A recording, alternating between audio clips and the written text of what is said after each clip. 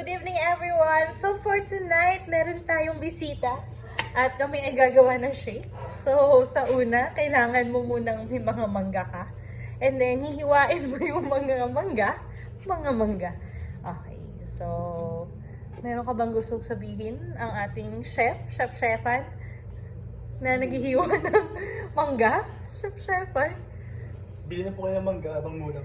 Oo guys! Patapos na daw yung season ng mangga. So, kung gusto niya ng mangga, bumili na kayo. So, marami yan sa labas.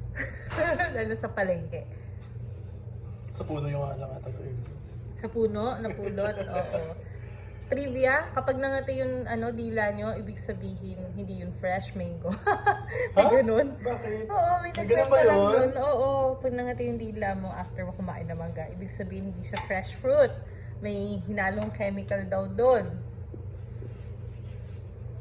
Okay guys, tuloy na natin. So, nahiwa na ang lahat. At ayan na, ang sarap ng shake. Ay, wala pa pala. Ayan na, ang sarap ng mangga. Nakagawa na tayo ng shake. Nasaan yung yelo natin? Wala tayong, asukal. Naghanap. Hindi tayo prepared. Fresh naman yan. Fresh mango. Friend, anong ginagawa mo? Lalagyan ko ng tubig. Para? Okay. Para? Okay. At ayun na nga, sinake na siya. Nag-blend. Ang bilis ah. Anong brand ng blender? Kitchen. Ano kitchen? At of course, kailangan natin ng ice dahil ang init-init ng panahon. So, lahat na ng yelo sa ref, kinuha na namin.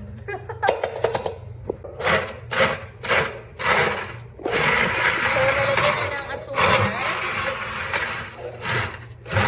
Asukal natin.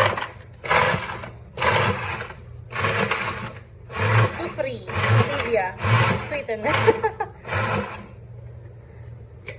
So, i-ready na natin ng mga baso at ilagay na ang shake. Taka, kulang ba? Hindi kinisip ko. May sa tubig.